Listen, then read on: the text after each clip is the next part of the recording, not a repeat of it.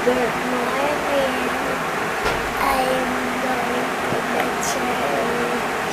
Yes, guys. Pupunta kami sa church and then diretso kami kila mama. Yan. So, today, pupunta kami ng church and then pupunta kami kila mama kasi mag-swimming sila ulit. Aiden, are you going to swim? Yes? O, yun. So, mag-swimming sila ulit. Pero bago yun, mag-church muna kami sandali.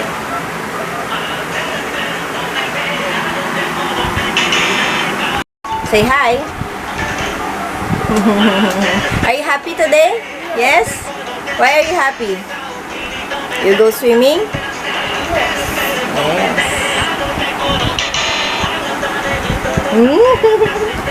You are so foggy. Are you cute? Yes, you are cute.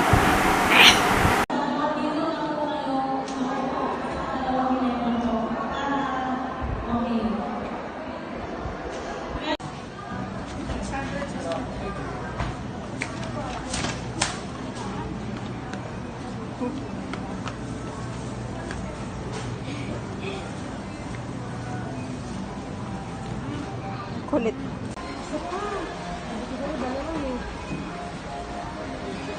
Ano? Ala, hindi yan yun. Ay, eto! Ay, hindi. Iba. Meron siyang hinahanap na Milo.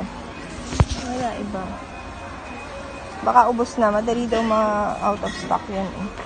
Dali. Say kinuha. Hindi ko makita yung outside. Yung milk ni Kuya Clyde. Wala. Pero nakabili ako dati dito. Walang outside. Sorry, Kuya. You feeling cold? Aww. Okay, sandali na naman tayo. Bibili na naman tayo ng mga baon ni Gavin. Tapos milk kasi pang cereal. Tsaka pang coffee ni Kuya Clyde.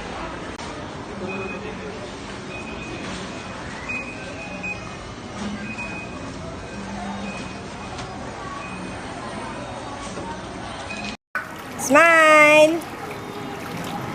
Say hi! Hi guys. Happy sila! I am on the swimming pool.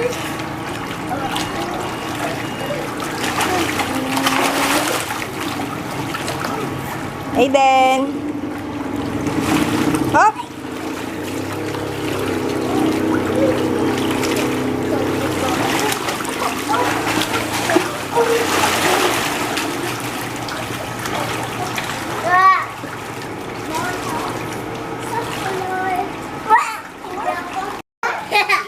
Kompleto na ang gang!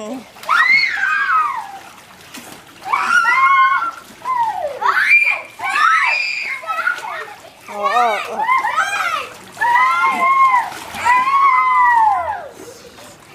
Sino ba shark? Si Aiden? Ayan na.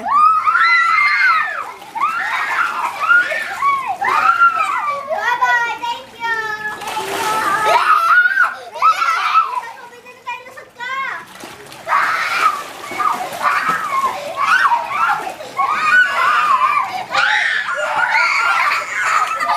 Hoy!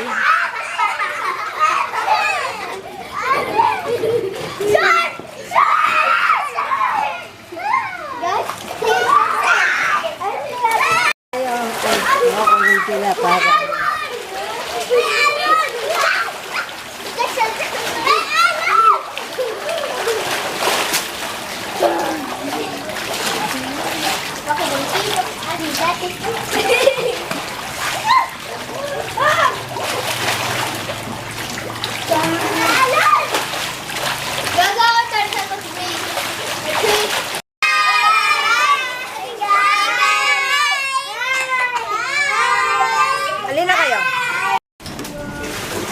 Ayan o, may gulamas. May ensemada, may lumpiang gulay, turon. Ay, ano pala to? Banana con yelo pala. Tapos swimming. Halika na, let's eat na kayo. Merienda time. Gavin, favorite mo? Ano naman?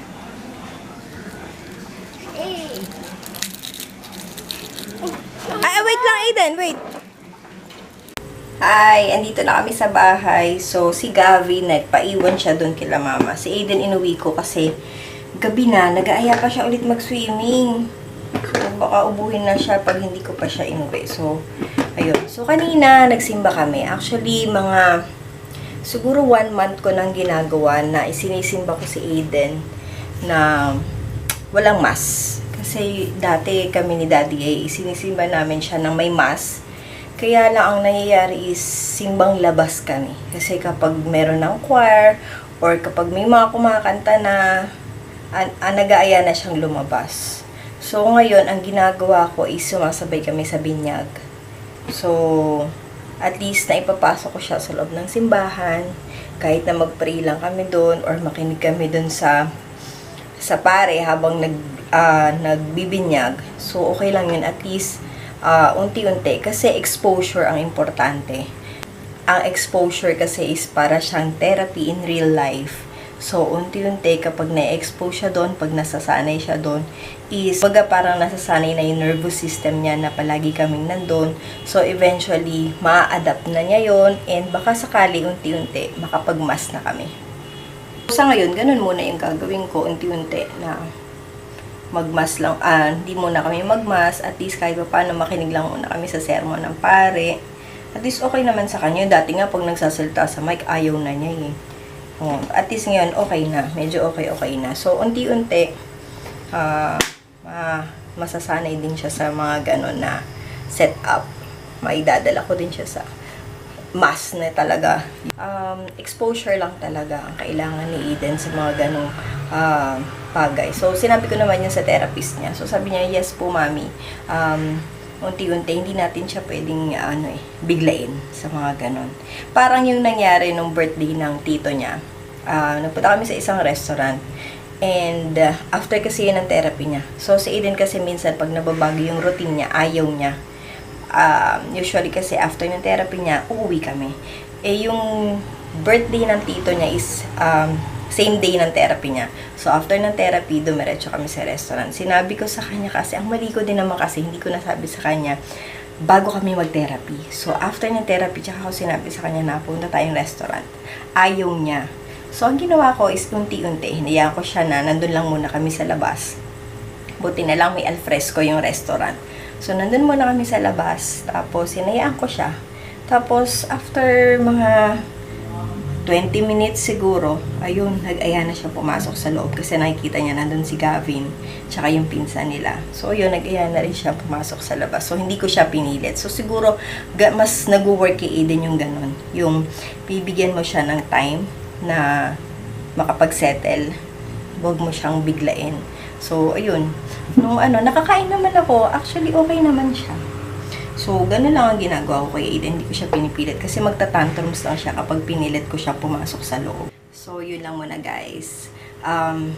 Iayos ko muna yung grocery namin kanina kasi bukas may therapy si Aiden. Si Gavin wala siyang pasok kaya dun siya natulog kila mama.